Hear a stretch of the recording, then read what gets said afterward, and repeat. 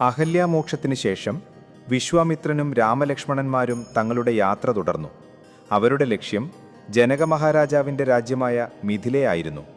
മിഥിലാനഗരിയുടെ അതിർത്തിയിലെത്തിയപ്പോൾ അവിടുത്തെ മനോഹാരിതയും ഐശ്വര്യവും കണ്ട് രാമലക്ഷ്മണന്മാർ അത്ഭുതപ്പെട്ടു. വിശ്വാമിത്രൻ്റെ ആഗമന വാർത്തയറിഞ്ഞ ജനകമഹാരാജാവ് തൻ്റെ പുരോഹിതനായ ശതാനന്ദനോടും പരിവാരങ്ങളോടുമൊപ്പം അവരെ സ്വീകരിക്കാനെത്തി. ശതാനന്ദൻ അഹല്യയുടെയും ഗൗതമ മഹർഷിയുടെയും പുത്രനായിരുന്നു. തൻ്റെ മാതാവിന് ശാപമോക്ഷം നൽകിയ ശ്രീരാമനെ അദ്ദേഹം നിറഞ്ഞ മനസ്സോടെ വണങ്ങി. ജനക മഹാരാജാവ് വിശ്വാമിത്രനെയും രാജകുമാരന്മാരെയും തൻ്റെ കൊട്ടാരത്തിലേക്ക് ആനയിച്ചു. കുശലാന്വേഷണങ്ങൾക്ക് ശേഷം വിശ്വാമിത്രൻ വന്നതിൻ്റെ ഉദ്ദേശ്യം ജനകൻ ആരാഞ്ഞു. അയോധ്യാധിപനായ ദശരഥൻ്റെ പുത്രന്മാരായ ഇവർ അങ്ങയുടെ പക്കലുള്ള ശിവധനുസ് കാണാൻ ആഗ്രഹിക്കുന്നു എന്ന് വിശ്വാമിത്രൻ അറിയിച്ചു.